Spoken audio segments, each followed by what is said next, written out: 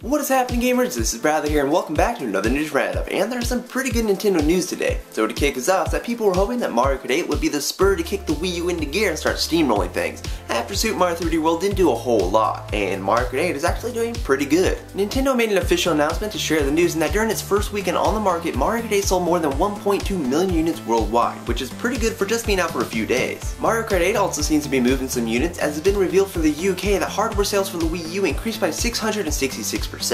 Sure, percentages don't always tell the whole story, but Mario Kart 8 is definitely moving some units. And believe it or not, Mario Kart 8 actually outsold the PS3 and 360 versions of Watch Dogs in the UK, which is an achievement when you consider the install bases of those platforms. We don't know how much of an effect Mario Kart 8 had on the sales of Wii U's outside of the UK right now, but you can probably expect it to do some damage. And there's also nice buzz surrounding Nintendo right now, and it's a good way for them to lead into E3. So in summary, the launch of Mario Kart 8 went really well, and this might be the turnaround for the Wii U, especially if they start dropping some bombshells at E3. And from there, that Sega has started to dish out some details on Sonic Boom, just as they stated they would, and we now know that it will no longer just be called Sonic Boom, but rather the Wii U version will be called Sonic Boom Rise of Lyric, and the 3DS version will be called Sonic Boom Shattered Crystal. Lyric seems to be the main antagonist in Sonic Boom, and he's a monstrous snake-like creature from an ancient race, and you have to stop him from powering up his army of robots and destroying the world. So basically, usual villain stuff. The Wii U and 3DS versions of Sonic Boom will have different storylines and also different gameplay. The Wii U version will have a bigger focus on action, adventure, and exploration, while the 3DS version will be more about platforming and puzzles.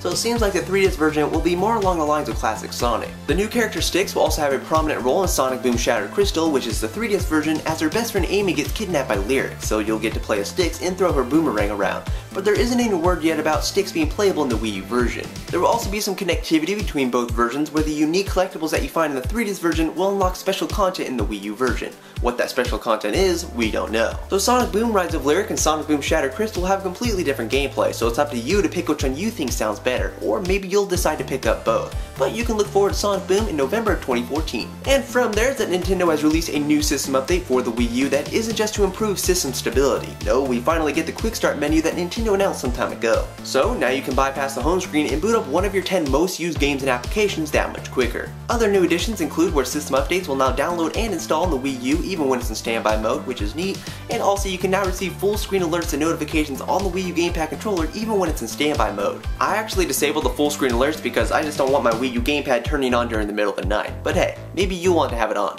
And from there, that Square Enix has announced that they will be releasing a collector's edition and limited edition of Theatrhythm Final Fantasy Curtain Call in North America and Europe. The limited edition will of course come with the game, but it will also have a music CD with 5 tracks on it, and you'll be able to get this if you pre-order the game. As for the collector's edition, that is limited to 5,000 copies. With the collector's edition, you'll get a 3DS collector's pouch, a 20-track music CD, the 5-track music CD from the limited edition, and also 5 premium collector cards from the game. The collector's edition will be sold exclusively on Square Enix's online store for $70, and we also know now that the game will officially be releasing on September 16th in North America and September 19th in Europe. And finally, that NASA has announced that they will be revealing 3 new Nintendo titles leading up to and at E3 2014. The first game has already been announced, and it's a new Harvest Moon game, and it's known as Harvest Moon: The Lost Valley, and it's coming to the 3DS later this year, which means we're getting 2 Harvest Moon games this year. The game will feature a 3-dimensional setting with a fully customizable world, and you'll be able to customize your field in the manner that you want, such as having a field of tulips like in Holland, or having a valley filled with water like in Venice. The new game is also said to innovate in a way that no Harvest Moon game has, so we'll just have to wait for further details. But that will bring us to the end of the news roundup. If you like what you saw, please give it a thumbs up and add your favorites and all that good stuff, and you can stay tuned for more news videos, video reviews, and That's On Me episodes in the future.